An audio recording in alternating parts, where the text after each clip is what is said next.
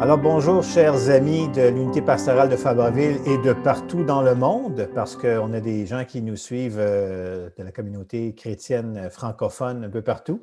Mon nom est Francis Joannette, je suis diacre permanent pour l'Église catholique de Montréal. Je suis en compagnie encore une fois ce soir de l'abbé Gaëtan Matteau, qui est prêtre catholique et qui fête son 10e anniversaire de sacerdoce. Félicitations, Gaëtan. Merci. Tout jeune, et c'est encore tout jeune, il a encore au moins 30 ans devant lui, minimum, si Dieu te prête vie. Si Dieu me prête vie, bien mieux de m'en prêter beaucoup pour faire 30 ans. Bien sûr, bien sûr. Alors, écoutez, on a encore reçu cette semaine, au courant de la semaine, des questions qui ont été adressées via le site pastofabreville.org. Et puis, les questions sont sur la foi, sur des questions, des fois, qui sont de liturgie, des fois, c'est sur les sacramentaux. Alors, l'abbé Gaëtan Matteau se porte volontaire et d'y répondre, comme d'habitude. Alors, tu es prête, Gaëtan, avec les questions qui nous sont posées? Oui. Allons-y. La première question, ça tombe bien, on vient tout juste de débuter le carême. Il y a quelqu'un qui pose la question. J'ai des rameaux à la maison et je n'ose pas les jeter. Qu'est-ce que je peux faire avec? OK, alors c'est des objets quand même bénis. Alors, les rameaux, il y a bien des façons, c'est-à-dire on peut directement chez soi les brûler, simplement pour pas qu'ils traînent n'importe où, ou aller encore les porter à l'église, qu'eux autres vont les brûler parce que c'est avec les rameaux qu'on fait les cendres pour le mercredi des cendres. Mm-hmm. Les rameaux, c'est la cendre des rameaux qu'on prend pour faire les cendres pour le mercredi des cendres. Alors, tout objet comme ça qui est sacré ou béni, exemple un hostie qu'on trouverait qui est un hostie, on ne sait pas si elle est consacrée ou non, on ne peut pas prendre de chance. On la met dans l'eau jusqu'à temps qu'elle se dissole, parce que ça va devenir à un moment donné comme un Kleenex là, qui se défait tout seul. Et à partir de là, il n'y a plus la substance, et puis là, ça s'annule. Là. Alors, c'est bien. La même chose avec de l'eau bénite. Si on veut jeter de l'eau bénite ou de la vieille eau bénite, on la jette dans la terre simplement. Il n'y a aucun problème. Ah ben c'est intéressant. On peut s'en servir pour arroser les plantes, très bon pour les plantes aussi. Ah bien sûr. La plante devient bénite par la même occasion. Elle va peut-être pousser plus. Ah, peut-être, qui sait. Ben merci. Une autre question qui nous est posée, et celle-là, elle touche beaucoup plus dans ce temps de pandémie, peut-être le décès chez les plus jeunes. Pourquoi le bon Dieu vient-il chercher les jeunes? OK. Pourquoi le bon Dieu vient-il chercher ça? Écoutez, je ne suis pas médecin, puis je ne suis pas non plus spécialiste de l'éthique, là. Mais par contre, je ne pense pas, moi, que Dieu vienne chercher les jeunes comme les moins jeunes, comme les plus vieux.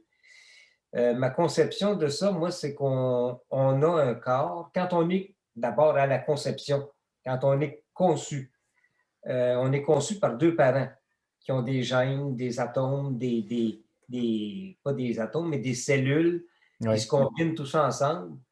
Pourquoi un enfant vient au monde infirme? Pourquoi un enfant vient au monde mort-né, puis l'autre vient au monde en état parfait? C'est toujours une question de génétique, de gènes, de chromosomes, de cellules, de malformations aussi à l'intérieur du corps, parce que Dieu nous donne la vie. Oui, Dieu nous donne la vie par l'entremise de nos parents, mais on vient au monde avec des fois des faiblesses. Exemple, la COVID-19, il y a des jeunes qui sont peut-être plus fragiles à certaines maladies ou à certains, ils ont peut-être des symptômes qu'ils n'avaient pas découverts encore et que la COVID arrive, ils l'attrapent puis ça attaque la partie la plus faible de leur système immunitaire ou même de santé et la personne va mourir.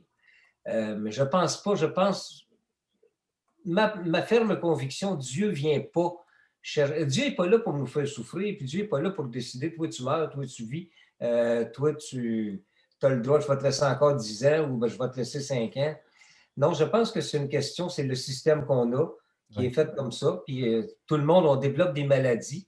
Puis tant mieux pour quelqu'un qui n'est jamais malade, mais à un moment donné, il va finir par mourir d'épuisement, ce qu'on appelle mourir de vieillesse. Parce qu'à un moment donné, veut ou pas, veut pas, la finalité de la vie, c'est la mort. Alors, Et il n'y a jamais personne qui a dit la finalité de la vie, c'est la mort, mais à partir du moment où tu auras fait 90 ans.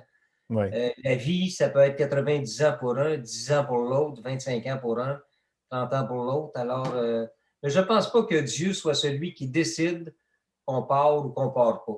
C'est vraiment une question, c'est notre système qui est comme ça, qui est plus fragile, plus vulnérable, puis qui est soumis à toutes sortes de choses là, qui sont indépendantes de notre volonté puis de notre contrôle, mais on est affecté par plein de virus, plein de microbes. Le cancer, qui est un mal foudroyant à notre époque encore. Rappelons-nous de la grippe espagnole. Tu sais, je veux dire, personne n'avait souhaité l'avoir, mais encore un virus qui est passé. Les fragilités, les gens fragiles en sont décédés. Alors, c'est ça. Je pense que c'est pas nous autres qui décident, c'est pas Dieu non plus, mais c'est notre système qui fait en sorte qu'à un moment donné, ça passe plus, ça accroche. Puis, Oui. Ben, merci des éclaircissements. En tout cas, c'est ma conviction. Comme je vous dis, je ne suis pas médecin, puis je ne suis pas non plus un microbiologiste, ni un infectiologue, ni un généticien. Non. Une autre question qui nous est posée, et cette fois-ci, elle touche le chapelet. Et c'est intéressant parce que des fois, moi, ça vient me chercher. Souvent, je vais faire le chapelet, puis je pense à ça justement. La question qui nous est posée, c'est: je prie le chapelet plus que je prie Jésus. Est-ce que c'est dangereux de trop prier Marie? Bonne question. Écoute, premièrement, c'est jamais trop dangereux de prier. Il n'y a jamais trop de... Il n'y a aucun danger à prier trop. Prier Dieu, prier Jésus, prier Marie. Moi, j'ai toujours dit que Marie, quand on veut rejoindre le Christ, Marie est la meilleure des médiatrices pour rejoindre le Christ. Oui. Alors, c'est pas... je trouve qu'on peut adresser à Marie autant de demandes qu'on peut l'adresser au Christ, qu'on peut l'adresser à Dieu.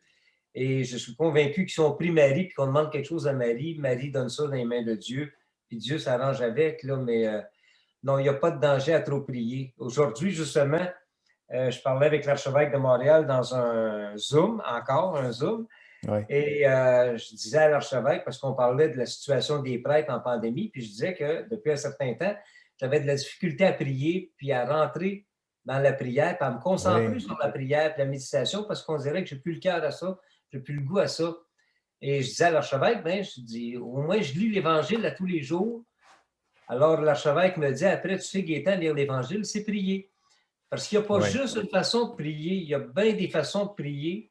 Je pense qu'il faut trouver la façon qui nous convient le mieux, la façon dans laquelle on est le plus à l'aise pour prier. Et ça peut être par le chapelet, ça peut être par la méditation, ça peut être par la lecture de la parole de Dieu, ça peut être par simplement un dialogue à cœur ouvert avec Dieu, à voix haute, si on veut, même dans sa chambre, en s'adressant à Dieu avec humilité, sincérité. Mais non, inquiétez-vous pas, vous ne tomberez jamais malade et vous ne serez jamais trop épuisé de prier. Il n'y a aucun danger dans ça. Je sais qu'on m'a déjà demandé à moi quelle posture on devrait prendre pour prier. Moi, j'ai déjà répondu: comment tu es bien pour prier? Assis, couché, debout, en autant qu'on soit bien, puis qu'on soit à l'aise, puis qu'on soit libre, être capable d'être en vraie relation, en dialogue avec Dieu, c'est ça? Exact. Ouais. Je prie souvent en auto, moi. Bien, effectivement, j'arrive là, de Saint-Jérôme, puis j'étais une demi-heure. Là. Bon, j'ai fermé la radio, puis j'ai pris le temps de prier, exactement. Alors, c'est le moment. Et puis, on est toujours concentré sur la route, mais en même temps, on est capable de faire nos demandes et de remercier, surtout de rendre grâce pour des belles choses qui nous arrivent. Exact. Bien, merci pour cette réponse. Une autre question. Est-ce que M. l'abbé Matteau peut nous donner des conseils pour un bon carême en ce temps de pandémie? Oh, oh, oh! Ouais. Oh mon Dieu, pour commencer, écoute, en ce temps de pandémie dans lequel on est, on a une vie qui n'est pas facile, on a des contraintes, on a plein de choses qui viennent bouleverser notre vie, notre quotidien, nos habitudes, notre sécurité, notre tranquillité. Je pense qu'une bonne façon de débuter son carême, ce serait peut-être d'offrir tout ce qu'on vit, de beau, de moins beau, de difficile, de moins difficile à Dieu. Oui. Et pas de l'offrir à Dieu juste en disant je l'offre à Dieu comme ça. Non, mais de l'offrir pour quelqu'un qui est malade, pour quelqu'un qui est seul. Et Jean-Paul II faisait ça. Ses souffrances, il les offrait à Dieu pour les autres. Oui. Et je pense que ce serait une belle façon de commencer le carême. J'ai pensé aussi aux 3 piliers du carême, la prière, le jeûne, l'aumône. Oui. Là, je veux dire, l'aumône, c'est pas nécessairement de donner. L'aumône, ça peut être d'appeler quelqu'un qui est seul, ça peut être d'encourager un malade. La prière, on vient d'en parler, pas de danger à prier, au contraire, par toutes les façons qu'on a, on pourrait prier. Le jeûne, je me dis, ça peut être une belle façon de se dire, bon, ben là, pendant le carême, je me prive d'un petit quelque chose qui ne bouleversera pas ma vie, parce que Dieu sait que notre vie est assez bouleversée depuis 1 an. Oui. Je pense qu'on a un carême qui a commencé le 13 mars l'an passé, puis qu'on ne le finira pas. On va rentrer dans l'autre carême, puis on n'aura jamais fini le premier carême encore. Oui.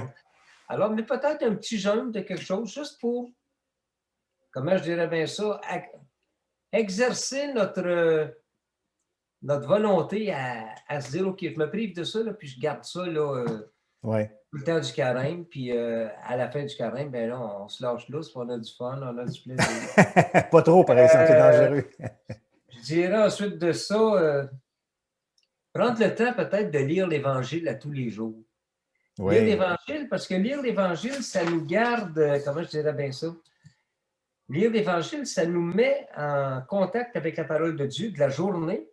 Et c'est pas juste la lire pour la lire, mais la lire en essayant de comprendre ce qu'elle vient m'apporter dans ma journée d'aujourd'hui, dans ce que je vis. Comment je peux prendre cet Évangile-là, puis ça me dit quoi dans ma vie d'aujourd'hui? Oui. Parce que l'Évangile, c'est jamais démodé, là. L'Évangile, il s'adaptait aux années 800, il s'adaptait aux années 1500, il s'adapte aux années 2000, puis il s'adapte encore en 2021, parce que c'est un texte qui ne se démode pas, qui est toujours actuel. Oui. Alors, on peut toujours trouver dans l'Évangile quelque chose qui va nous inspirer. Puis des fois, peut-être à partir de l'Évangile, retenir une phrase ou un mot, puis y repenser dans le courant de la journée, puis ça devient comme une méditation ou comme, comment on appelle ça, donc, je ne me souviens pas du terme, mais il y a un terme, là, tu sais, quand on répète toujours un mot dans la journée. Là. Pas la Lectio Divina, là. Non, pas Lectio Divina, c'est un autre terme. En tout cas, si je le trouve un jour, je vous le dirai. Lire aussi, lire. Moi, là, présentement, j'ai des lectures que je n'avais jamais faites parce que je n'avais pas eu le temps. Je suis en train de lire Dialogue avec Jean-Paul II de Frossard. Oui. C'est très, très bon. Ouais. Là, j'ai un livre aussi qui est, mon Dieu, comment ça s'appelle? Un temps pour changer, du pape François.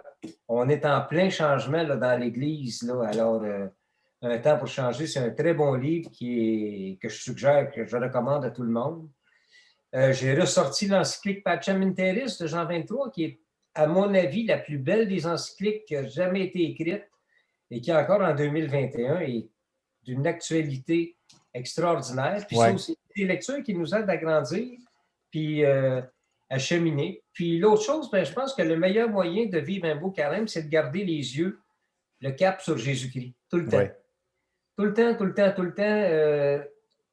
Si on se fie sur Jésus, si on garde les yeux fixés sur lui, on ne voit pas ce qui nous arrive dans l'immédiat. Parce qu'on ne regarde pas à terre, on regarde là.